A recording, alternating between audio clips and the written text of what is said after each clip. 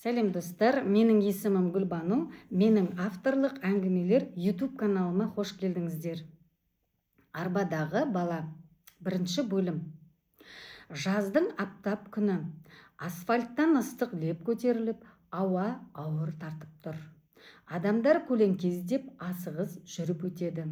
Ешкім ешкімге қарамайды. Көше бұрышында, аялдаманың жанында, ескі мүгедек арбада отырған кішкентай бала бар. Үстінде ұзын жең жейде, күн ыстық болса да жеңін түрмеген. Тізесінің үстінде майысқан темір ыдыс,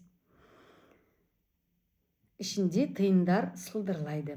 Апа, көмектесіңізші. Дауысы әлсіз, бірақ бір түрлі жатталған сияқты. Әдейі аянышты. Өтіп бара жатқан адамдар бір сәт тоқтап тиын тастап кетеді. Кейбірі басын шайқап кетеді. Кейбірі тіпті қарамайды. Бала тиындарды санап отыр. Саусақтары дірілдейді. 1, 2, 3. Кенет көзінен жастам темір ыдыстың ішіне түседі. Аз. Сол сәтте мен оны байқап қалдым. Қасына жақындадым. Бала бірден басын көтеріп, үрейлене қарады. Көзі үлкен, қорқыныш бар. Атың кім? Дедім жай ғана. Ол үндемеді. Үйің қайда? Жауап жоқ. Біраздан кейін ғана сыбырлады. Әпке, мен бүгін кешегіден де көп ақша табуым керек. Жүрегім біртүрлі болып кетті. Неге? Бала жан-жағына қарады. Әсіресе жолдың арғы бетіне. Сосын маған еңкейіп өте ақырын айтты. Кешке дейін жеткізбесем ұрсады. Сол сәтте арқамнан суық тер бұрқ ете түсті. Кім ұрады? Бала бірден аузын жауып басын шайқады. Айтсам болмайды. Мен оның ұзын жеңіне көз салдым. Күн ыстық, бірақ жеңін шешпеген. Қолыңды көрсетші дедім. Жай ғана. Ол шошып кетті. Жоқ. Дәл сол сәтте жолдың арғы бетінде қара көлік баяу тоқтады. Бала әп-сәтте тік отырып қалды. Көзіндегі жас жоғалды. Орнына үрей келді. Ақша беріңізші, әпке, деді. Ол кенет қаттырақ дауыспен. Көмектесіңізші. Бұл дауыс жаңағы сыбырлаған баланың дауысы емес еді. Бұл үйретілген дауыс. Мен көлікті байқадым. Мен терезеден шыққан бастарын байқадым. Терезе қараңғы, ішінен біреу қарап тұрғандай. Олар ма дедім баяу.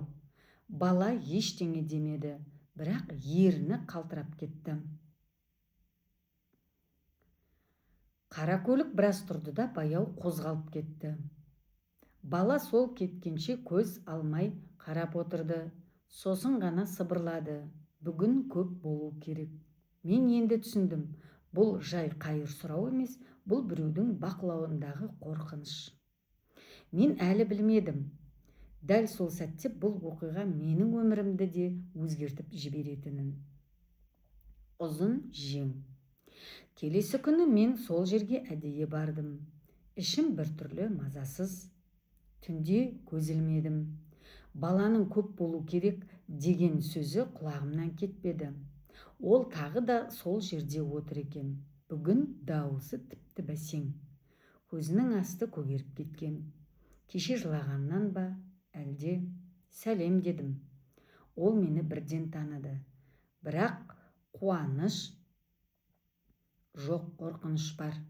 Әпке, бүгін ертерек келдіңіз. Сені іздеп келдім. Ол үнсіз. Мен төмен отырып, көзіне тура қарадым. Саған кім тиді? Ол жан-жағына қарады. Әдетке айналған қозғалыс, әсіресе жол жаққа. Ешкім, деді жаттанды жауаппен. Мен оның тізесіне қойылған ыдысты жайлап алып қойдым. Бүгін ақша жинамайсың. Ол селк ете түсті. Жоқ, болмайды, дауысы дірілдеп кетті. Кешке дейін аз болса, сөйлемін аяқтамады. Мен оның жеңіне тағы көз салдым. Қолыңды көрсетші. Жоқ әпке, болмайды. Мен ұрмаймын. Ол маған ұзақ қарады. Көзінде сенім мен қорқыныш арпалысып тұрды. Сосын баяу, өте баяу жеңнің ұшын сәл көтерді. Тері көгерген, ескі іздер, жаңа іздер, қолым мұздап кетті. Бұл қалай болды? Ол басын төмен түсірді. Құлап қалдым. Қайда? Үйде. Сен жүре аласың ба? Сол сәтте ол маған жалт қарады.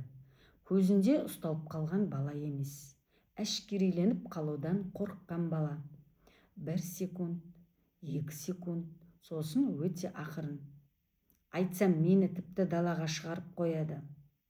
Жүрегім шым ете түсті. Сен балалар үйінен шыққансың ба? Ол басын изеді. Алдымен жақсы еді, деді сыбырлап. Апа тамақ берді, әке ойыншық әкелді. Дауысы үзіліп кетті. Сосын ешкім келмейтін болды, тексермейтін болды. Мен бәрін түсіндім. Бақылау тоқтаған, маска шешілген. Олар сені арбаға отырғызды ма? Ол үнсіз қалды. Бірақ үнсіздік жауап еді. Неге? Ол көзін жұмды. Адамдар аяйды, көп ақша береді. Сол сәтте Қаракөл тағы да алыстан баяу көрінді. Бала әп сәтте өзгерді, көзі суықтанып кетті. Арбасын сәл алға жылжытып, дауысын көтерді. Апа, көмектесіңізші, жүре алмаймын. Бұл спектакль. Мен көлікті анық көрдім. Ішінде бір әйел отыр. Телефонмен сөйлесіп, біз жаққа қарап отыр. Бала сыбырлап үлгерді. Бүгін аз болса, қолымды емес, аяғымды. Сөйлем аяқталмады. Менің ішімде бір нәрсе сынып кетті. Бұл бала ақша емес, аман қалу үшін отыр. Ал мен енді енді жай қарап кете алмайтын едім. Түнгі дұға. Сол күні кешке мен тыныш отыра алмадым.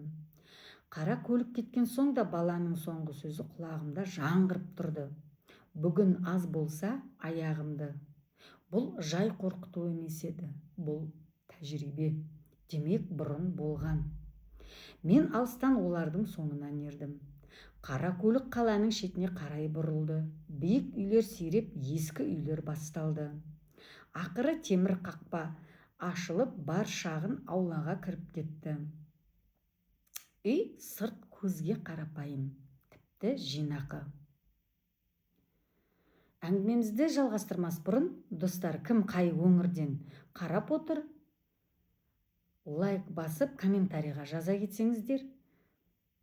Ал сіздерге көтеріңкі көңіл күймен осы туындыны тыңдауға тілектеспін. Терезеде перде, аулада гүл, ешкім бұл үйдің ішінде не барын білмес еді.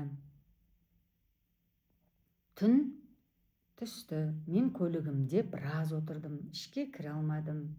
Бірақ кіруге дәтім де бармады. Сағат 9-дар шамасында үйдің ішінен айқай басталды. Жұқа жылаған дауыс. Менің денем мұздап кетті. Терезенің пердесі сәл қозғалды. Іште көлеңкелер. Аз деген ер адамның дауысы шықты. Күні бойы не істедің? Бала жылап жатыр. Кешіріңізші, ертең көбірек болады. Шапалақ дыбысы. Тағы бір соқты. Біз сені қайдан алдық білесің бе? Кім қылдық сені? Деген әйелдің ызалы үні. Бір сәтке бәрі тынды.